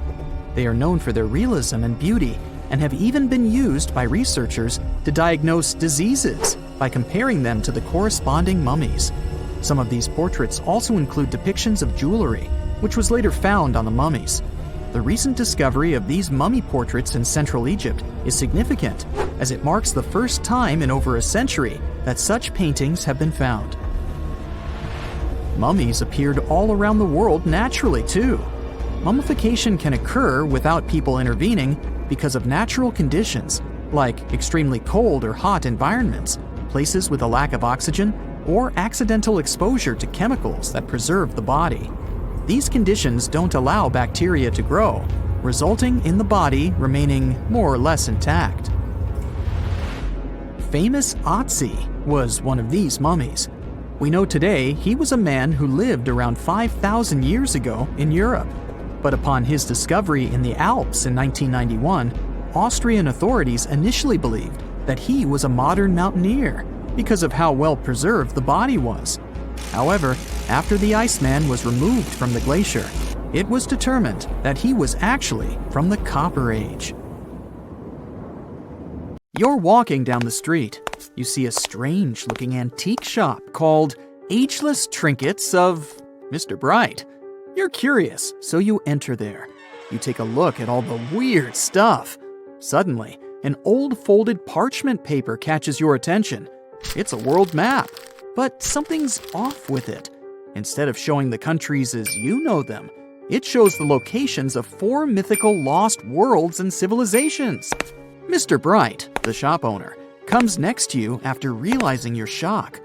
This map won't let you find these places or anything, but I can explain to you the legends behind them if you want, he says. Let me begin with Atlantis. You might know it as Aquaman's underwater kingdom, but Atlantis, the fictional island, was actually first introduced in 2 of Plato's works. According to him, Atlantis was a highly advanced civilization that existed about 9,000 years before his own time, and its story had been passed down by poets, authors, and others. He wrote about Atlantis and its citizens to give a moral lesson and to teach about the dangers of arrogance, as well as the eventual downfall of those who are after too much power. In his dialogues, Plato stated that Atlantis was a great and powerful empire that was respected in all parts of the world. It was founded by beings who were half deities and half human, and became a great naval power after a while. Being an island filled with gold, silver, and other precious metals certainly helped their case. But besides that, it was also known for its breathtaking architecture and state-of-the-art technology, as well as its countless rare and exotic wild animals. Atlanteans were proud of their great achievements and the perfection of their civilization, but their excessive pride was going to bring their downfall. They believed they were so superior that they could gain control over any nation. This led them to launch a series of invasions. They conquered many of the Mediterranean lands, but when it was time to enter Athens, Athenians pushed back with an extraordinary force, so the Atlanteans were finally defeated. Plato stated that deities then got angry at Atlanteans because of how wicked, greedy, and immoral they became. So they punished them by sending earthquakes, which caused Atlantis to sink beneath the sea. Although the earliest written records of Atlantis were Plato's works, some people still believed his story to be based on truth and tried to identify the island of Atlantis with actual countries. Some people suggested it may have been located in the Mediterranean Sea, near the coast of Spain or Italy. Others thought it may have been located in the Caribbean, off the coast of Central or South America, but there was no solid evidence to support any of these claims. One theory, in particular, seemed more plausible than the others, though. Located in the Aegean Sea, the island of Santorini was the home of a highly advanced Minoan society. However, due to a huge volcanic eruption, it was destroyed about 3,600 years ago, causing the Minoan civilization to suddenly disappear. These similarities between the fictional Atlanteans and the historical Minoans made Santorini a good candidate for the speculations. Yet again, there were still major flaws with it, such as how the time when Plato said Atlantis was destroyed doesn't coincide with the time of Santorini's eruption. So Atlantis still continues to be regarded as nothing more than a popular legend in the scientific world. Now, let's move toward the northeast direction on the map, Mr. Bright says. According to Celtic Breton mythology, there once was a magnificent city called Ys, also known as Caris, that towered over Douarnenez Bay in France's Brittany region. It was the most wealthy city in the entire Atlantic.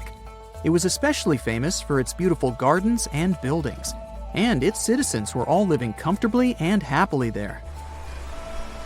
Dahut, who was King Bradlon's daughter in Breton legends and literature, had a deep love for the sea. She begged her father to build a city at the edge of the sea, and that is how the city of Ys was established. Little did she know that she would be the one responsible for the destruction of her father's beloved gift.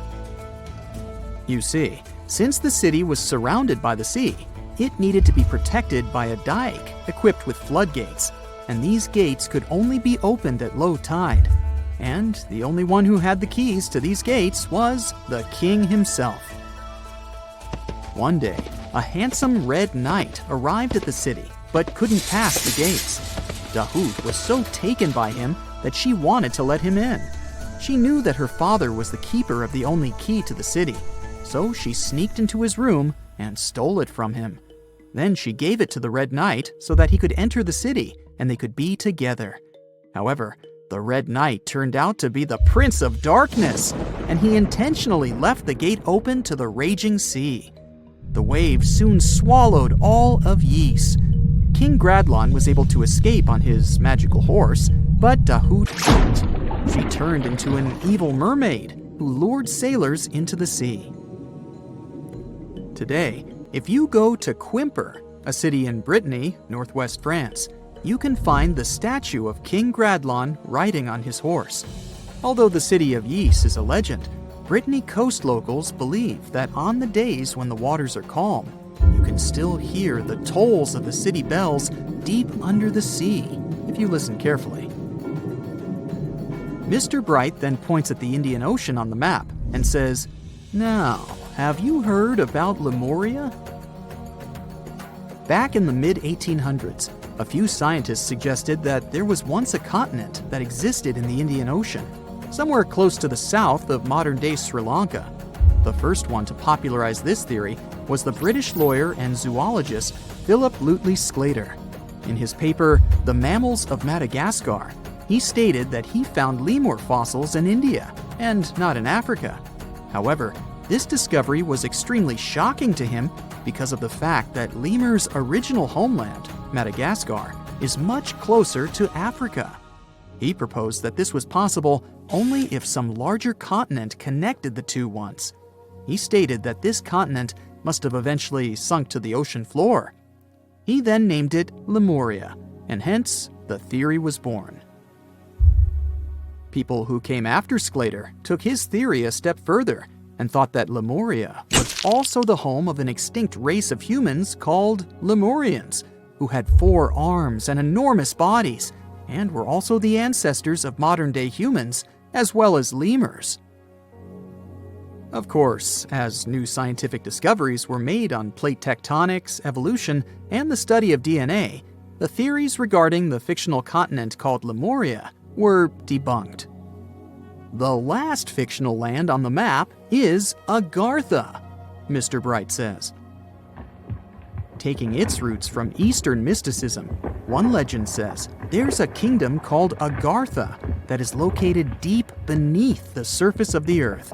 It's where all 4 corners of the world are connected by paths and tunnels. It is said that there's a secret entrance into Agartha hidden in the Gobi Desert, and it's built by Agarthans themselves using advanced technology that can't be detected by us, the surface folks. According to some beliefs, Agartha exists to counterbalance the energies of those who live above the surface. While we live in a state of rush and heightened emotions, this world beneath us is the total opposite. Some even say that those who escaped Atlantis fled here to continue their lives inside the Earth's core. And yet, others think it's actually a land that's crawling with all kinds of monsters. But there's no need to be scared, since modern science proved Earth's core is not actually hollow and is a solid hot iron ball. So you can cancel your journey plans to the center of the Earth if you've made any. Thanks, Mr. Bright. Consider the Great Pyramids, one of the original 7 wonders of the world and the only one that still exists today. Did you know that the pyramids of Giza weren't the only pyramids out there? and they weren't even the first ones. First, there were the pretty good pyramids, but they didn't catch on. Nah, I made that up. Back to the story. In ancient Egypt, it was believed that kings were chosen by gods to serve on earth as their mediators. In the afterlife, they were expected to become gods themselves. The pyramid complex was built to make sure that the king had everything they might need in the afterlife. The complex included the pyramid, a palace, and temples.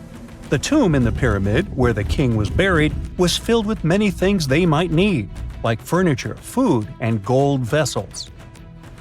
Actually, the first pyramid had been built 80 years before the first pyramid of Giza appeared.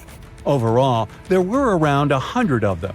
Some weren't finished though, since the construction took a while and not every pharaoh lived long enough to see the end of the construction. And now let's talk about the construction itself. The biggest of the pyramids of Giza is as tall as a 40-story building. So how on earth did they manage to build a structure that massive 5,000 years ago, long before machines and other equipment appeared? Well, let's figure it out. So Pharaoh Khufu ascended the throne around 2575 BCE, and his architects started the construction of the oldest and biggest of the pyramids of Giza. He figured that over 2 million limestone blocks had to be used to build the pyramid, each weighing around 2.5 tons, around the weight of a rhino. The architect wanted to finish the construction in 20 years. To make it possible, a stone had to be carried and pushed into place every 4 minutes, 24 hours a day, 7 days a week, and 365 days a year, except leap year. So obviously, a lot of workers were needed to make it happen. Many believe that it was enslaved people who worked at the pyramid's construction site, but that's not true. Workers came from all over Egypt to contribute to the project. All in all, around 25,000 of them. The Egyptians were doing all kinds of work, starting with manual labor and crafting tools to administrative work. They all worked around 10 hours a day. They were housed and well-fed, and they were overall living a more comfortable life than an average Egyptian could afford at that time. Supposedly, the builders lived in a nearby temporary city and were a highly organized community with a strong leader.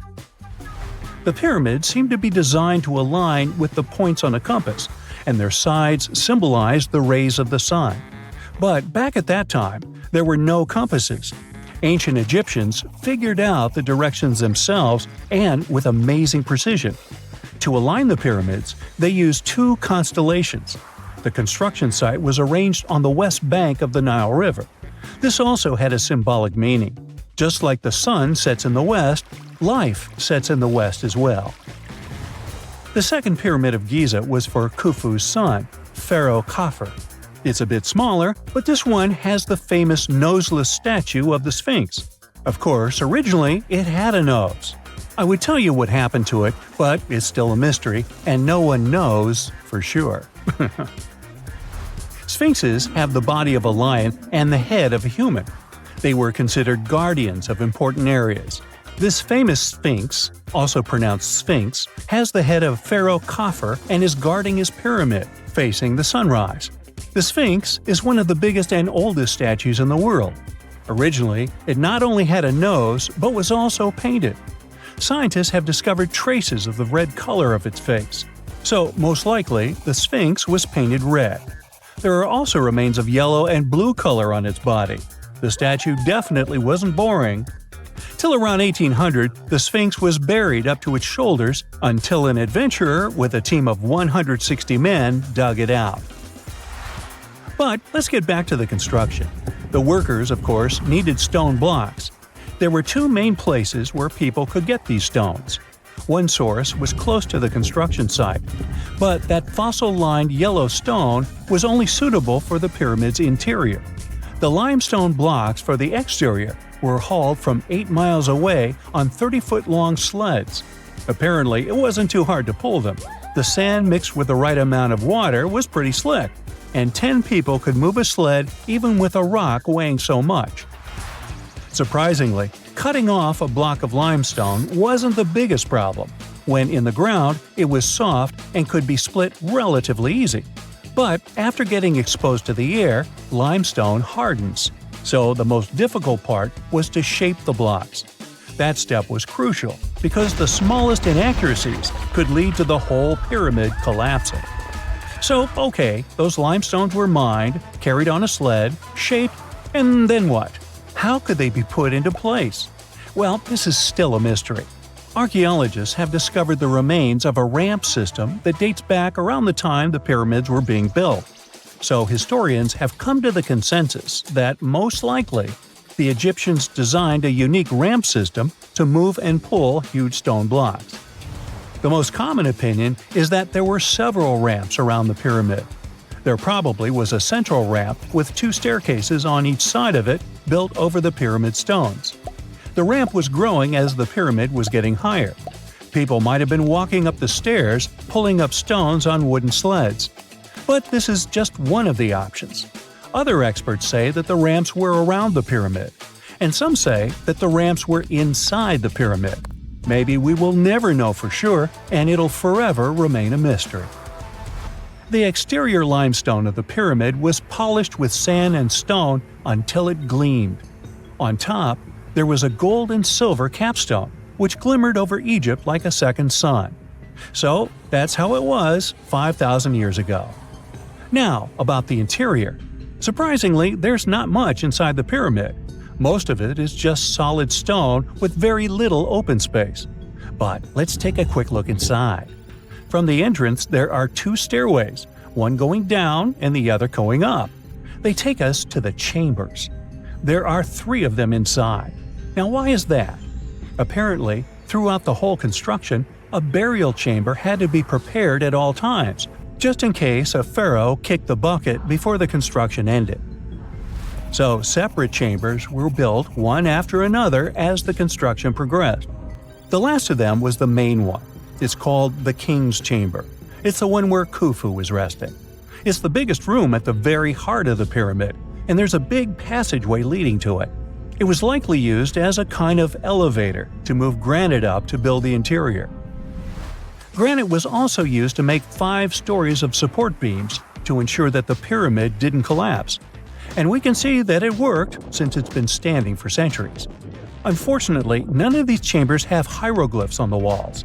If you want to see the writings, you should go to the decorated tombs near the pyramids. Those pieces of art are depiction of ancient Egypt's culture and daily life. The texts allow researchers to study their language and grammar. The treasures that once were in the pyramids have been taken by people.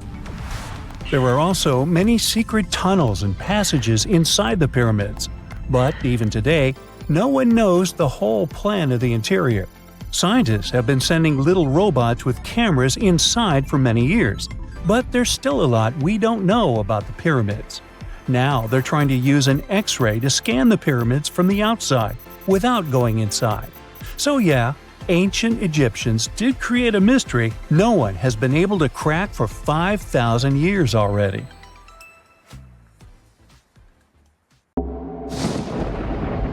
There's a ship drifting somewhere in the ocean without a crew. The last time someone saw it was over 50 years ago. Its story reminds of that of the Flying Dutchman, a ship that's bound to sail forever and bring disaster to whoever sees it at sea. At least the legend says so. Unlike the Flying Dutchman, the SS Bay Chimo was definitely real and built for a German company in Hamburg and began as an ordinary cargo ship. It was trading supplies between Hamburg and Sweden in the Baltic Sea starting from 1914. It had a strong steam engine and a hull made of steel. A few years later, it became British property. Then, in the 1920s, a Canadian company purchased it for around $18,000, a huge amount of money back then. The new owner, the Hudson's Bay Company, was actively using the ship for several years. They would often send it on voyages from its home port in Scotland to Siberia, Alaska, the Yukon, and the Northwest Territories. It also passed through the Panama Canal and even the Suez Canal, with fur pelts for sale on board. Sometimes it would also transport passengers.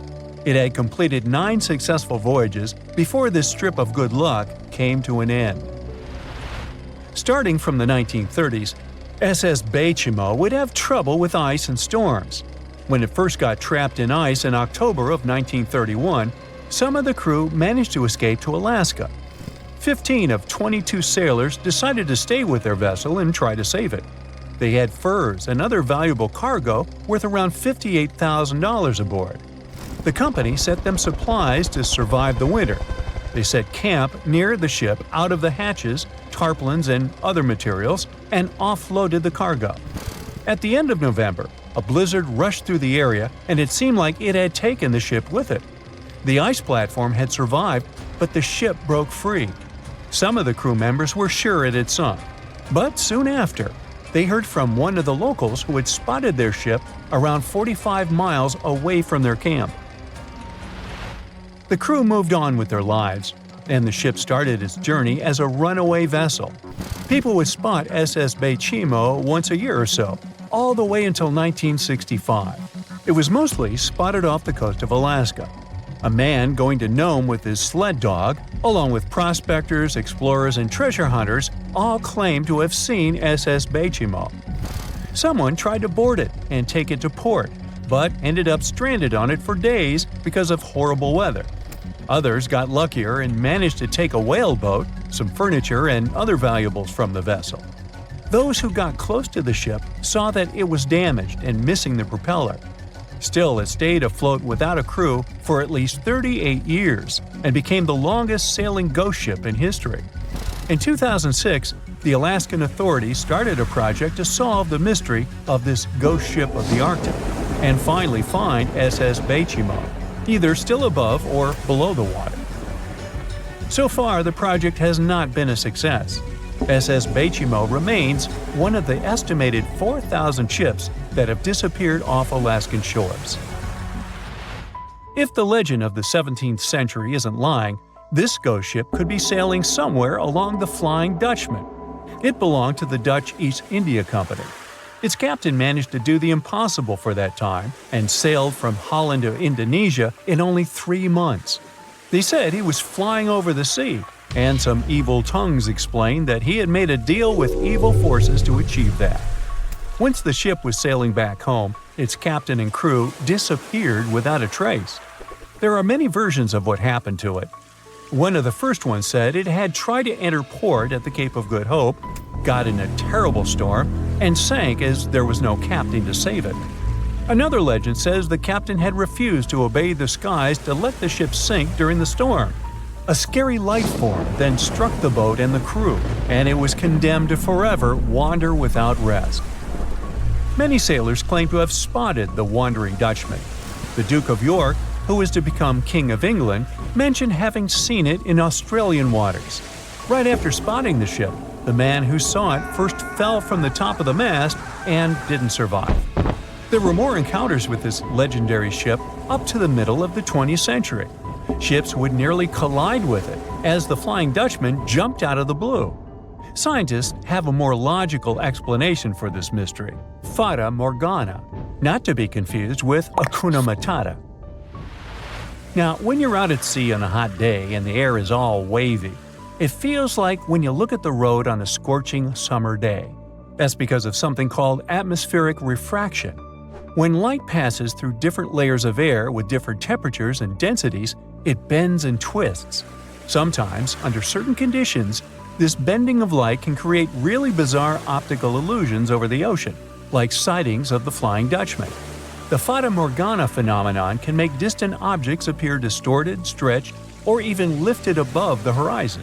So you can see a ship far away, but because of the way the light is bending, it will look like it's floating above the water or even disappearing and reappearing. A Fata Morgana is most commonly seen in polar regions, especially over large sheets of ice that have a uniform low temperature. But you can see it anywhere, even in deserts and over lakes on hot days.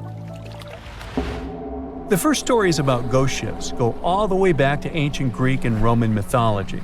One of the most famous ghost ships in history is the Mary Celeste. This brigantine was traveling from New York City to Genoa and was fully stocked with provisions, but missing a crew when it was discovered in the Atlantic Ocean in 1872. The crew's personal belongings were also there, completely undisturbed. The final entry in her log was made 10 days earlier.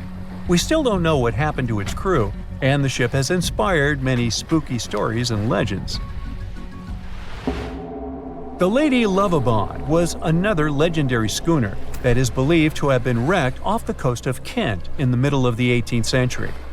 The story tells that the ship's captain, Simon Reed, had just got married and took his bride on board for a celebratory cruise, despite the superstition that it could bring bad luck. They were on their way to Portugal when the first mate, who is also in love with the captain's new wife, went mad because of jealousy, attacked another crew member, and then took over the wheel and steered the ship straight into the dreaded Goodwin Sands. No one aboard survived, and the schooner is said to reappear as a ghost vessel every 50 years. In present times, many vessels become abandoned and turned into ghost ships intentionally.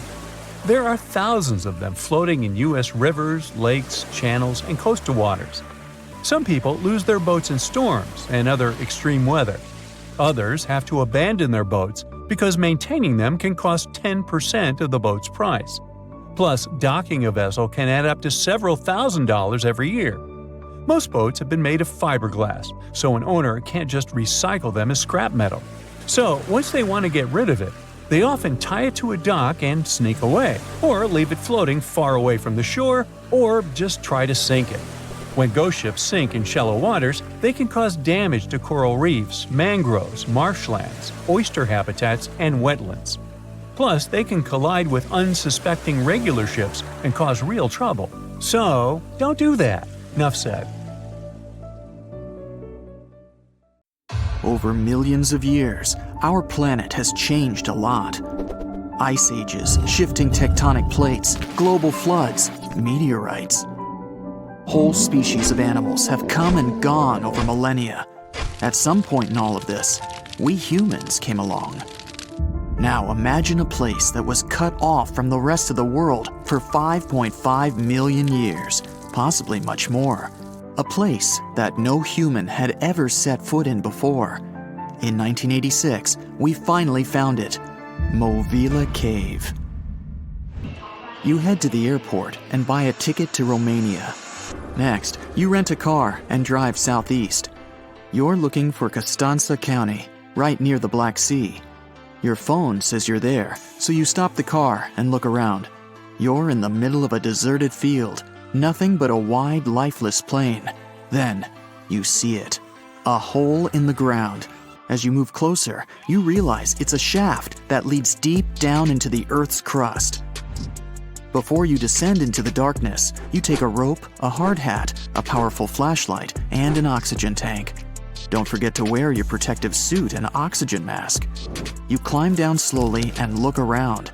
It's pitch dark below you, and you feel a little uneasy. But something's off. The darkness. It's not cold. Warm air wafts up from the depths. Finally, you feel the ground under your feet. You look around and see a lot of tunnels ahead that lead into the depths of the cave. The tunnels are covered with dry clay. Moving forward on all fours, you notice something. The air is getting warmer and wetter. You come out of a narrow tunnel and find yourself in a huge cave with a lake in the center. Now for the hard part, you have to dive in. The moment you get in the water, you get attacked by the smell of rotten eggs. You've just touched sulfide water, and now smelly hydrogen sulfide is everywhere. That's not all. The cave is also filled with carbon dioxide. Normal fresh air on the surface is about 20% oxygen, but here it's only 10%. Not enough for us to survive without our trusty oxygen tank. Still, all those other gases give you a nasty headache. You turn on your flashlight to full power and dive under. Somehow, you need to swim through these narrow underwater rifts. There are a lot of them. It looks like an underwater maze. You're a little worried, but your O2 tank is still pretty full. You squeeze through the rifts and finally find an open area. You freeze. From above, below, from all sides, you start to hear the sound of crawling creatures. The flashlight beam catches thousands of slippery, fast insects. This cave contains 48 species, 33 of which are completely new to us. Strange white snails crawl along the walls, and transparent shrimps, even small leeches, swim in the water. White centipedes with huge whiskers and transparent spiders shuffle around under your feet. There are even 2 species of scorpion, as if you weren't scared enough. Water scorpions, and another kind, as yet unidentified. It's not exactly your typical desert scorpion. Actually, nothing around here looks normal. All the creatures here are white or transparent. They don't have eyes, just long legs and whisker antennas that help them navigate in the watery darkness.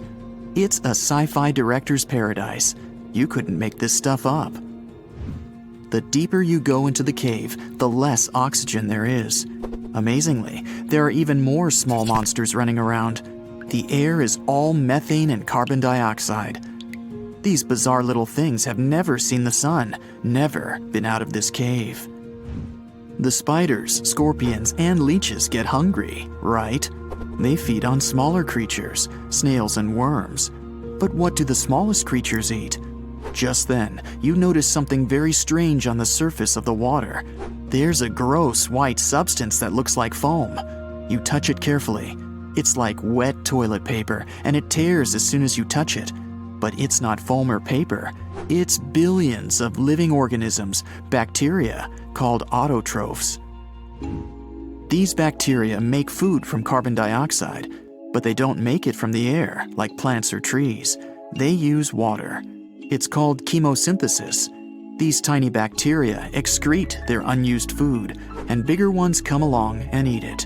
Then the tiny snails and worms eat the big bacteria. A whole wacky, unique food cycle deep underground in a random cave in Romania. That's why you need that protective suit and mask. It's not just for your comfort and safety. Without the suit, you might accidentally leave behind some human bacteria from your skin or something. It could ruin the delicate balance of life in this underwater world. The underwater cave is too small and dangerous for expensive scientific equipment, so you grab a couple of samples of water, land, and air and get out of there as fast as possible. The cave hasn't been fully explored yet. The Romanian authorities don't allow just anyone to scuba dive on down there. Let's see in a few years. Who knows what else they'll find? You're back at your fancy lab, and you start to understand why that cave is such a big deal. The conditions in Mobile are almost the same as in the first years of Earth's existence. Back then, our world was shielded from the sun by a dense atmosphere. It's actually possible that the microbes found in the cave are the same ones that were around way back when life began. These bacteria could turn out to be incredibly useful. They oxidize the dangerous gases, methane, and carbon dioxide. Basically, they make them harmless. Thanks, little guys. Mobile Cave isn't the only extreme place on Earth where life still finds a way to survive and thrive. Picture the Eiffel Tower in Paris. Now imagine 10 of them on top of each other. Now imagine drilling down that deep. Got it? Life still goes on even this far down. There's almost no oxygen there. The pressure is insanely high, and it's hotter than the hottest desert. Welcome to the nematode empire. Nematodes are worms, and these wiggly dudes are tough as nails. When there's no air, no food, or it's just too hot, they transform. It's called the Dower stage. It's a state of stasis, of deep hibernation. The worm's metabolism slows way down. It's like they go to sleep for a long time and only wake up when there's enough air or food around, or when it gets cool enough. And you don't have to dig that deep to find these creatures. Nematodes are found all over the world. They live in hot springs, in deserts, high up in the mountains, in the harsh cold of Antarctica, inside animals, and even inside the human body. You don't have to travel to Mars to find out of this world scenery. There are places on Earth that look unreal. The Danakil Depression in Ethiopia is one of the hottest, driest, and most inaccessible places anywhere on Earth. It's a large desert that gets almost no rain, but there's still plenty of liquid around. It sits on two active volcanoes, so liquid hot magma often flows up from under the Earth's crust. There are also colorful lakes full of acidic water. The salt from the lakes reacts with volcanic minerals, making bizarre figures that look like the backdrop of a sci-fi movie. Toxic gases and chlorine vapors rise up from the lakes, making it one of the most dangerous places on Earth. You need a gas mask to survive, but life always finds a way. There are living things here, even in a lake so hot that the acidic water actually boils. Microbes live happily in the lakes and surrounding rocks. If something can survive here, who knows? You can find another tough survivor in the Lut Desert in Iran. They've just discovered a new and special kind of crustacean there. These creatures live in small lakes that appear from time to time thanks to desert rains. This species can survive for decades in dry sediments, just waiting for a tiny bit of water. So these are all very small life forms, but are you in the mood for some monsters? Scientists have just discovered them swimming in the waters off Antarctica. Massive sea spiders, huge starfish, transparent shrimp-like things. In 1 month, researchers found about 30,000 sea creatures, many of them never seen before. Who knows what else is down there? The first photograph was taken in 1826. Yeah, there I am, way in the background. I'm waving. From then on, we've had countless images taken all over the world. Back in the day, if you really wanted your portrait taken, you needed a painter to help you with it. You would have had to stand still for long periods of time, making sure the light was just right. And let's face it, those portraits weren't really as exact. Maybe you'd have asked for your eyes to be a bit brighter, or your lips a bit podier. When it comes to famous people in ancient history, there's not much we can do in terms of photography. It's simple. There aren't any pictures or famous ancient people. We can try to imagine what they look like based on their paintings or on texts written about them by highly regarded scholars. Fortunately, more and more as years go by, this lack of knowledge will become a thing of the past. Enter forensic facial reconstruction. With the help of this amazing science branch, we can now have a better understanding of what ancient celebrities look like. But how are scientists able to do that, you might ask? Go ahead, ask. Turns out that a person's skull can tell a lot about their appearance. Everything from the brow bone to the distance between the eye sockets can showcase a realistic profile. Even the nasal chamber or the shape of one's chin can influence how your face will end up looking like. It's like the skull is a blueprint for the face. Using these bones, artists and forensic anthropologists can work together to reconstruct your appearance through the magic of forensic facial reconstruction. It's like real-life detective work, but with more clay and less drama. Now, I guess you're thinking, how correct can these reconstructions really be? Well, the finished product may not reflect all the details, sure. You can't tell a person's eye color or skin tone just by studying the skull. Facial hair is equally hard to tell, and if you have plump cheeks that make you look so cute, your skull will never tell the secret. But even with those limitations, facial reconstruction can still show us what someone in history may have looked like. The process itself is pretty cool. A trained sculptor works with a forensic anthropologist to figure out the skeletal features and build up the facial traits using clay. Anthropologists have to consider things like age, gender, ancestry, and any injuries or tooth loss. Scientists can also do such tasks digitally these days with the help of computers and design software. With all these amazing scientific advancements in mind, did you hear the latest news about King Tut's family tree? Well, apparently his possible father, an ancient Egyptian pharaoh, just got a new face makeover. And let me tell you, he's looking regal and serene due to some digital reconstruction magic. But even though this is the most correct representation of him so far, we still don't know for sure who he really is. This fellow was found in 1907 in the Valley of the Kings, just a few feet away from King Tut's tomb. Scientists have been studying him for over a century and think he might be Akhenaten, King Tut's daddy, and a very important Egyptian ruler for that matter. Still, some experts remain skeptical and say we need more evidence to confirm his true identity. The reconstruction of this ancient pharaoh's face was a months-long project by a group of brilliant scientists in Sicily. They even brought in a 3D forensic artist from Brazil to help out. The new model is different from earlier ones because they wanted to focus on his facial features and not get distracted by his hair, jewelry, or other bling. On the same note, make way for this latest fashion icon. No, it's not some famous model.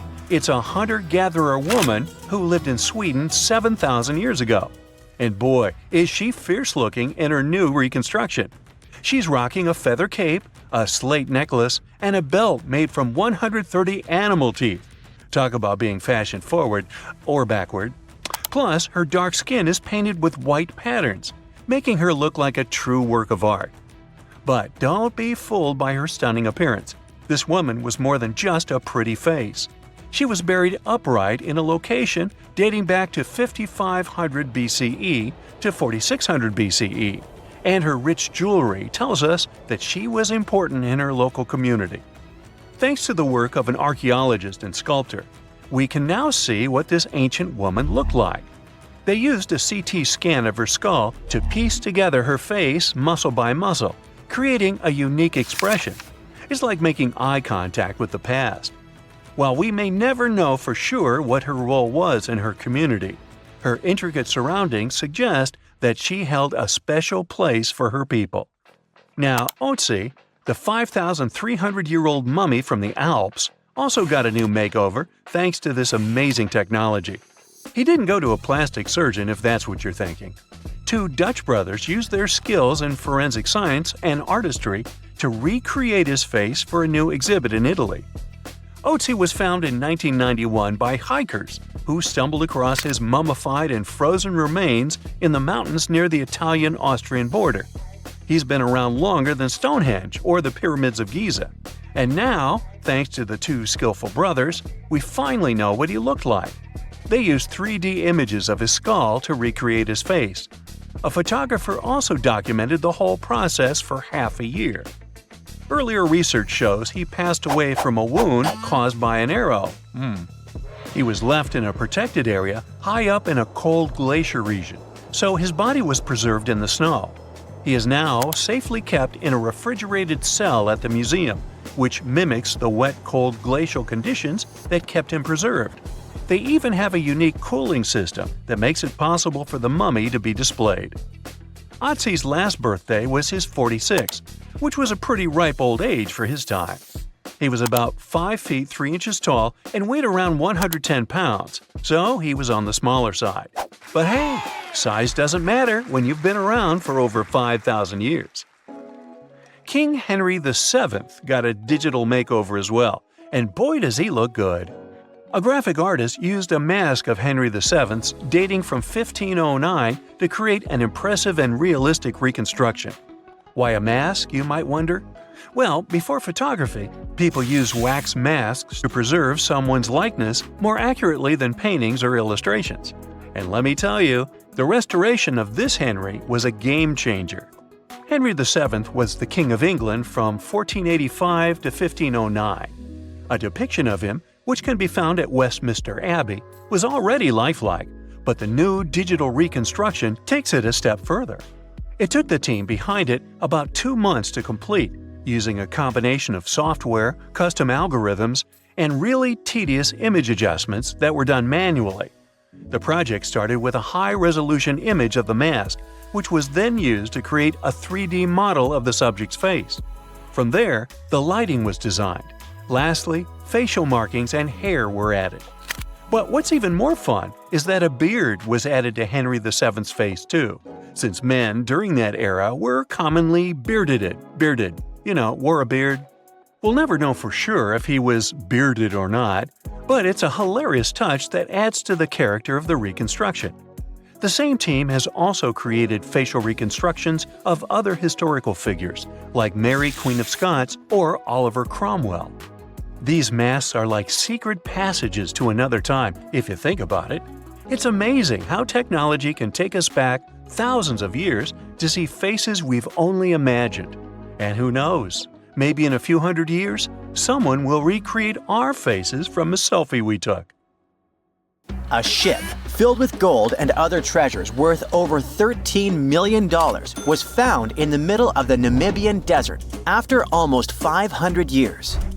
The worker who found it was actually looking for diamonds, but ended up with something way more valuable for history. There were some blocks of copper, some wood, pipes, and elephant tusks. The miners called for an archaeologist, who soon realized it wasn't a disturbed beach like they thought, but a shipwreck. All evidence showed that it was a Portuguese trading vessel, Bom Jesus, that went missing in the 16th century. Experts believe it was a special kind of ship that was bigger, stronger, and better than older ships from Portugal and Spain.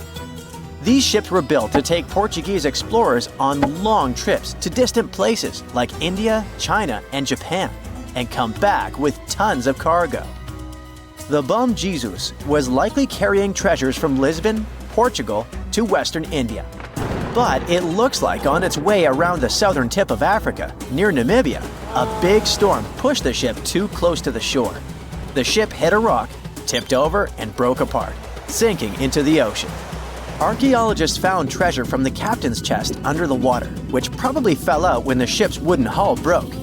They also found pieces of the ship scattered along the shore, likely from the violent storm and later by construction in the area.